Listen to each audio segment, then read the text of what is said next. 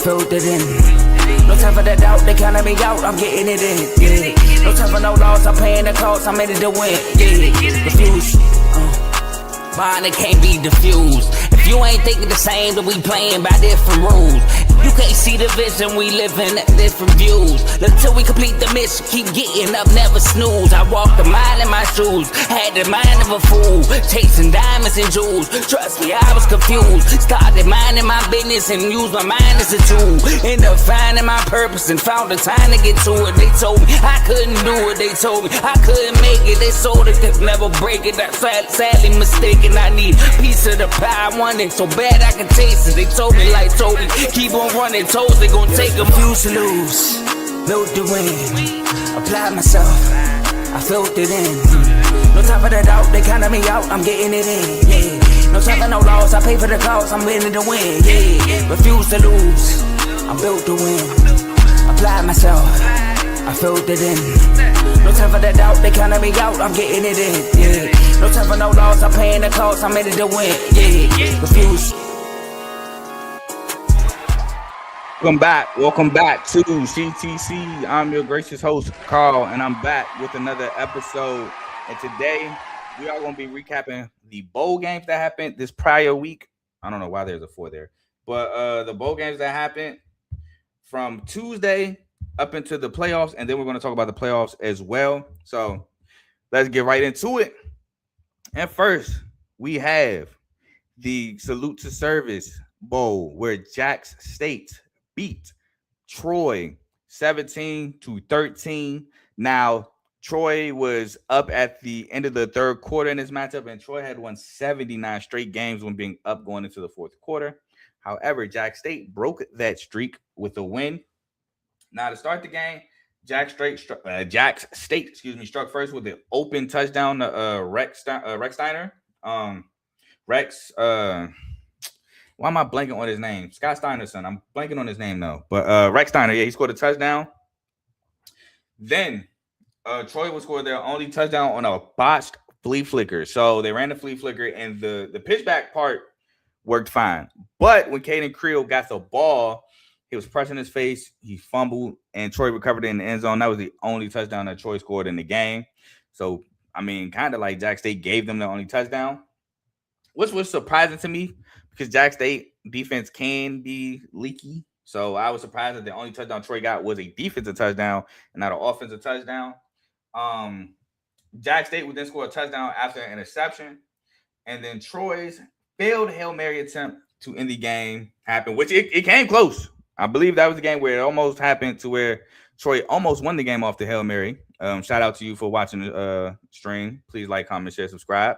But in the end, Jax State ended up winning the ball game. Now, to be honest, this game wasn't like super crazy. Cam Cook didn't play in this game. Caden Creel had his moments for sure, but other than that, DeAndre Johnson to me was like the MVP of this game. He had 6 catches, 100 yards. He didn't score, but he came up with timely catches. On the Troy side of the ball, they couldn't finish drives. Like, they can move between the 20s, but they really couldn't get anything in the end zone, obviously by scoring no offensive touchdowns. But great win by Jax State. They won their second bowl game in 3 years in the FBS, which is crazy to me that they've been in the FBS for 3 years. But shout out to Jax State for the win. And we're going to move on to the Old Dominion South Florida game, the Cure Bowl. They both wore pink, which was a pretty cool touch because, I mean, it was a bowl game about cancer. So that was a pretty cool touch. Now, I did predict ODU to win this game, just like I predicted Jax State to win, and they did win. USF was without Coach Golish, who moved on to Auburn, and Byron Brown was there, but he did not play. He served as an assistant coach, which he was coaching up Gaston Moore, who ended up leaving the game due to injury. Quinn Heinekel did what I thought he would do. He ran the ball very effectively. He did fumble, which led to a USF touchdown to Jeremiah Coger off of busted coverage, but ODU would rebound because that was USF's only touchdown. ODU would rebound. After that, they did score touchdown first, though. USF scored a field goal, then ODU answered with a touchdown, which was the field goal came after the Heinekel fumble. Okay, I just had to check my notes. The field goal came after the Quinn Heinekel fumble, then ODU would score a touchdown. Then USF would throw an interception leading to a Traquan Jones touchdown run. late in the ball game. But ODU shut out USF in the second half. They shut them out. They were up I want to say for the large part of the game, they were up 14-10 before the touchdown by Jones. But yeah, man, they got the touchdown due to basically ODU busted coverage. Second half, ODU straight up dominated. Now, Quinn Heineken did have a questionable moment when he got hit. There was targeting call, which I thought it was targeting. They say it's controversial. I thought that was clearly targeting. But the targeting happened. He got in and out of concussion protocol within like 2 plays. Now, there was a delay between him getting hit and the next play due to, review for targeting and him being hurt. But they said it was no more than 5 minutes, and I don't think that they're wrong. Like, the concussion protocol was real quick. Like I said, they ran a play. The next play, he was right back in there. Which, hey, if you want to be mad at ODU's medical staff, go right ahead, because I kind of feel you. But it came back. Everything looked cool, and ODU won the game 24-10. They won the Cure Bowl. We'll move on to Louisiana versus Delaware, which I forgot the name of this bowl. But Delaware, man, hung on final seconds to win the game. Now, Lunch Winfield did get hurt. He would come back in the ball game. Shout out to you for watching. How you doing? But he would come back in the ball game. But Delaware went up as much as, I believe, 20-3 at one point. They did get a big touchdown by Joe Silver for their first one. He went 61 yards. Both teams scored field goals right after that before halftime, putting Delaware up 10-3. Delaware comes out and scores a touchdown and a field goal at halftime. Yeah, like I said, putting them up 20-3 before Louisiana would first score a field goal and then a touchdown. Now, Louisiana would get the ball back to tie or win the game. And they get to, I want to say like this 5 or some anywhere between the 5 and 10. And on the last play of the game, the tight end is wide open, Caden Jensen, and he drops it. And Delaware hangs on to win the ball game 20-13, winning their bowl game, their first ever bowl to in the FBS level of college football. This was their first year at the FBS level. So shout out to them going 1-0 in bowls as an FBS school. And they got in at 6-6. So next, we have the Xbox Bowl. Oh, which, by the way, I did pick Delaware to win that bowl game against Louisiana. We got the Xbox Bowl, which was between Missouri State and Arkansas State. Now, I did unfortunately pick Mo State to win this game. And I'm going to be honest with you. This game, throughout a large part of this game, was a blowout. Arkansas State was all over Missouri State in this ball game. But Missouri State started to make a run at the end. Now, again, like I told y'all before the game, this was terrible scheduling by the Xbox Bowl, whoever planned this, because this game came on after Thursday Night Football, which started at 8:15. This game started at 9. And y'all, if y'all watched that Thursday Night Football game, y'all know how much of a banger Seahawks-Rams was. So when Arkansas State jumped out on Mo State, hey, man, Thursday Night Football, man, this game is good. But Mo State did work themselves back. They were down 21-34, getting Arkansas State to punt the ball. And the punt returner, I want to say it was Jamari Robinson. I want to say, but I could be wrong. Muffed the punt. He muffed it. Arkansas State got the ball back, but missed the field goal. Mo State did go down and score, but they had no timeouts left, and they scored on the wrong side of the 2-minute timeout. So when they went for the onside kick and Arkansas State recovered it, they had no chance at stopping the clock. Therefore, losing 34-28.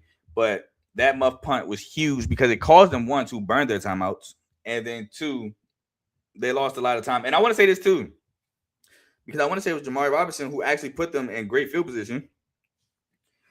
They took forever, to call a play. They got in the red zone real quick. It was like 2:40 off a big play. 2:40 left in the game. They didn't hike the ball until like 2:03, and I think they got a flag. So then, like, they didn't really hike the ball to the 2-minute timeout. They were supposed to try to score on the other side of the 2-minute timeout, at least get one timeout, maybe give yourself a possibility to get the ball back. But they couldn't score before the 2-minute timeout, and that was all they wrote. Mo State lost 34-28 as Arkansas State won the Xbox Bowl and gave me my first loss in bowl season. Now we move on to the Friday games, which we'll start with Kennesaw State getting smacked by Western Michigan 41-6. Now I will say this: I did pick Western Michigan to win, so I was feeling good. I was like, okay, only one loss bowl week, cool. Jalen Buckley did it again. First play from scrimmage, 65-yard touchdown run. Then Kennesaw State's first drive, Amari Odom gets sacked. He gets stripped, fumbled, and Western Michigan takes it the other way for a touchdown. And then there's just the avalanche that happened, man. Western Michigan scored 27 straight points in the first quarter. They really scored 41 straight before Kennesaw State scored a garbage time touchdown to make it 41-6. But they scored 27 points in the first. Then they scored one touchdown in the second. And they started the third at 34-0, catching a pick six to start the third quarter. And then Kennesaw State will score their touchdown whenever they scored. But this was just a dominant performance by the Western Michigan Broncos. Jalen Buckley at the end of the first quarter had like 7 carries for like 140 yards and a touchdown. He did get hurt and left the game, but he already did his damage in the first quarter. Enough said, as Kennesaw State gets smacked in their bowl game against Western Michigan. And we move on to the last bowl game of the day, of that Friday before the playoffs, where Memphis gets smacked by NC State. I want to say this was the Gasparilla Bowl, 31-7. NC State just came out and dominated offensively and defensively too, man. That defense didn't let Memphis do anything. And I want to give a shout out to the D-line, because that D-line dominated Memphis's O-line. Just dominant performance there. CJ Bailey had a great game. He did miss some throws, but he also connected on some deep throws. He made some big plays using his legs to extend plays. They went up as much as 24-0 before Memphis scored a touchdown, their only touchdown. And to be honest, it was a quick slant that looked like it was going to go for a first, and he gets tackled, and he just made a Superman-esque play and scored. Like, it didn't look like he was going to score, but he, drug some guys into the end zone, and that was the only play that they scored. So you could say that their one touchdown they had was a fluke, but it was in the first half. But then at 24-7, Memphis does get a stop, but then they punt as well, and NC State scores a 40-yard touchdown pass down the field to go up 31-7, and both teams went scoreless in the second half. I would say NC State, for real, to me, was most on cruise control, while Memphis just couldn't get anything going. Like I said, being dominated. So shout out to NC State for winning the last bowl game of bowl week, because now we have to talk about the college football playoffs in the first round, which we did have 2 really good games. And we're going to start with my only loss in college football playoff prediction, the Oklahoma-Alabama game, which Oklahoma came out, scored 17 straight points, 17-0 at home. And Norman, I'm thinking 17-0 with this defense and the way Alabama's been playing. Oh, man, wrap this up. But then Brooks, the freshman, he started breaking out. Jeremy Bernard caught a deep pass, a crazy one later in the ball game. But I want to credit Brooks from the freshman. I feel like he kind of changed momentum with the big plays he started making after being 17-0. Then another big play was when Oklahoma on third down, and I want to say maybe 2 or 3, John Mateer, he has the first down if he takes off. But he did see, I want to say, Deion Burke, open on a post, and he took the shot. Instead of taking the first, he missed. And after that miss, the punt was blocked, which led to Alabama getting a field goal. And then right before half, what's his name? Xavier Brown. Let me make sure I'm getting it right. Yep, Xavier Brown catches a pick 6 to tie the ball game at halftime. And then in the second half, Alabama will win the second half 17-7. Really, Oklahoma will get a touchdown to make it, 24-27. After Bama scored 10 straight, really rattling off 27 straight at 17-0, Oklahoma will score a touchdown to make it 27-24, and then Alabama went right back down and scored a touchdown. And as Oklahoma missed a field goal to make it a one-possession game, got the ball back, missed another field goal to make it a one-possession game to try to kick for an onside kick after. So 2 missed field goals eliminates the Oklahoma Sooners from the CFP playoffs. But it was a really good game. Just unfortunate that Oklahoma brought out 50 Cent in the fourth quarter, blew a 17-0 lead, man. It was just a very bad night for the Oklahoma Sooner fans, and I know everything about a bad night tonight, trust me. As we move on to the Miami Hurricanes beating the 12th man in Texas A&M Aggies on the road in Kyle Field, 10-3. And I told y'all, Miami is more battle-tested than Texas A&M. I know what I say about Carson Beck, but I know what I say about Marcel Reed too. And Marcel Reed, 2 interceptions in this ball game, 1 to end it. On the game time drive, he threw a pick in the red zone. This ball game is very defensive. It was very windy, and Miami's kicker did miss 3 kicks. He did miss 3 field goals, but salute to the Texas A&M defense for making them settle for said field goals in windy conditions. It was 0-0 at halftime. Due to Miami missed 2 field goals, so 0-0. Miami did strike first in the second half with a field goal before Texas A&M ties the game at 3-3, and then Miami would get a huge punt return by Malachi Tony, but another missed field goal would occur.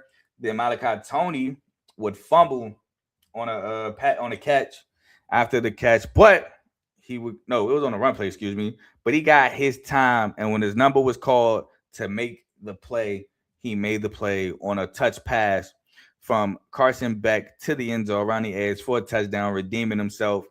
I'm pretty sure his teammates still had confidence in him because a guy that talented, you have to.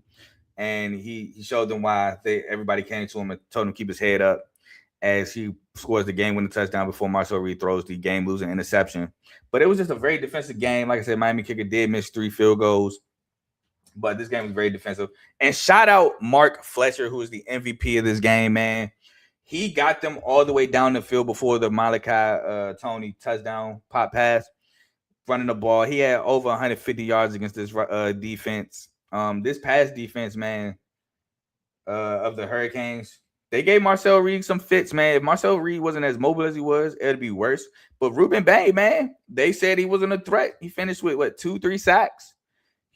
He showed them that, hey, bro, I'm a threat out here. And he had a hell of a day on the ground, on the D-line.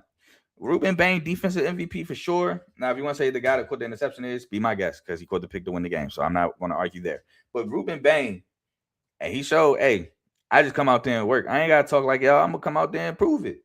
And like I said, if Marcel Reed wasn't as athletic, it would have been an even worse day. So shout out to the Hurricanes defense for getting it done. They move on in the CFP. They move on to play Ohio State. Bama moves on to play Indiana. And the next 2 games, unfortunately, were blowouts. Ole Miss, I'm not going to spend too much long talking about these. Ole Miss absolutely dominated Tulane 41-10. Now, I will say this. This game was more competitive than what the final score says, just like the last one. For the most part, the score was like 17-3, 17-3 for like the majority of this game. Ole Miss just ran away with it. But their first 2 drives Ole Miss had looked easy. I think their first 2 drives were like 5 plays combined or something like that. It just looked very easy. I'm like, dang, Tulane ain't gonna make this a game. But the defense kind of settled in, started holding Ole Miss. It's just offensively, again, red zone execution is an issue for this Tulane team this year. Jake Retzlaff threw an interception on his first drive. It was just this offense could not just get plays together to score touchdowns. And unfortunately, that came to bite them in the behind because this offense is too high powered. They're not going to be held down for long. So if you keep them close, you have to score. And they were unable to do that. And then Ole Miss offense started running off points, and Ole Miss went on to win 41-10. Tulane really got shut out at 3. They scored a garbage touchdown with like a minute and something left to make it 41-10. But congrats to Tulane for making it. Congrats on winning their conference. And we'll move on. Shout out to you. Appreciate you for coming through the comments, coming through the show. Please like, comment, share, subscribe. I definitely appreciate you coming through. Move on to the last game. JMU at Oregon. Now, I want to start off by saying this. This game was 31-3 at halftime. JMU did rally, scored 31 points in the second half. Oregon they won the second half 31-17. 28-17. It was 31-6. My fault. They ended up winning the second half 21-17. But that you can't start that slow against this Oregon team. Now, I will say JMU was able to move the ball down the field. First drive, they went down the field, just couldn't punch it in for a touchdown, had to settle for 3. Second drive, they got a big trick play, but it ended up coming away with nothing. Got the field goal, I believe, towards the second half, but Oregon was just scoring off the rip, easy, just running points off. And I feel like second half, they went kind of into cruise control, to be honest with you. But to me, the game was out of reach after the first half, to be honest. The Bears-Packers was on. I turned that on. I was watching that game, can't lie. But again, salute to JMU for handling business, winning their conference, and they got the qualifier spot, the automatic qualifier spot for the G5. So I'm not going to say great game. And I will also say this. There was a lot of games last year that involved powerful versus powerful schools that were blowouts. So blowouts happen in football, period. It's football. It happens. So, but we're going to move on to major performances, and then we're going to get up out of here. So I think I got like 11 or 12 guys for major performances. We're going to run through this real quickly. We're going to start with DeAndre Johnson. Quinn, 7 yards, but 24 carries, 107 yards, and 2 touchdowns on the ground. Joe Silver, running back, Delaware, 14 carries, 116 yards, and a touchdown. Dash Luke, receiver, Mo State, 7 catches, 169 yards, and 2 touchdowns. Jacob Clark, quarterback, Mo State, 25 of 35, 349 yards, and 4 touchdowns. Corey Rucker, receiver, Arkansas State, 6 catches, 166 yards, and a touchdown. We'll salute to him. He just declared for the draft, so good luck in your NFL draft process, my boy. Jalen Buckley, running back, Western Michigan, 8 carries, 174 yards, and a touchdown. And again, he left the game early. Most of that came in the first quarter. Deion Burks, receiver, Oklahoma, 7 catches, 107 yards, and a touchdown. Mark Fletcher, running back, Miami Hurricanes, 17 carries, 172 yards. Malik Benson, receiver, Oregon, 5 catches, 119 yards, and 2 touchdowns.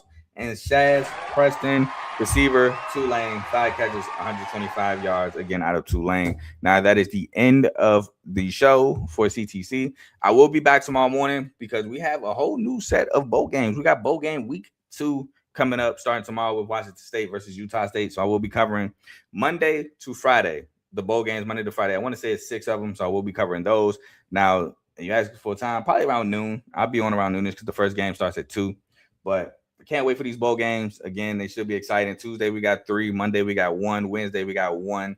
And then, no, we might have 2 on Tuesday. And then Thursday, we might not have any. And then Friday, we might have 3. But it's something like that. But before I leave, we got shows. Like I said, this is the R2L Network. So we have the main show featuring Joe, Tomo, and Dave Tuesday and Fridays between 7 to 8:30ish. We have Unfazed Tuesdays roughly right now. Days have been changing due to work schedules and stuff like that. But they go live normally between 9 and 10:30ish. 9 o'clock Eastern, 8 o'clock Central, by the way. Next, we have BWT Baseball with Teddy. So be on the lookout for him dropping shorts, shows, episodes, stuff like that. We have FFC Fantasy Football with Coach Coombs, which a lot of people semifinals or championship weeks should be wrapping up tomorrow. But for all your fantasy football tidbits and stuff like that, if you got a championship game next week, tune in to FFC. We have RBO, Real Ballers Only, NBA show featuring Vaughn, Dave's Doghouse, highlights and lowlights of sports. And we have MD Red Corner featuring Ty, Ricky, and Tomo Sundays. Not every Sunday, but when they do go live, it is on Sundays between 6:30 and 7 o'clock. That's the start times. That's not how long the show is. That's just they start anywhere between 6:30 and 7 o'clock. So be on the lookout for those shows. Please like, comment, share, subscribe. And if you like what you're listening to, stick with us. Now, with that being said, I'll see y'all tomorrow, but I'm gone. I got to go crash out. Peace.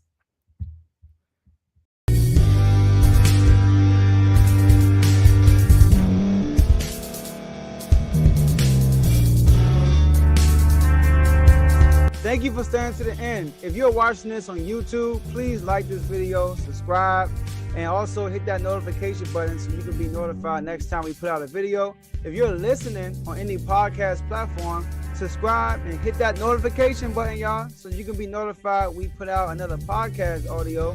And last but not least, hit that share button. No matter what you're listening to or watching it, hit that share button and send it to somebody that you know that would love to watch this episode you just listened to. So once again, thank you for staying to the end, and we'll see y'all in the next episode.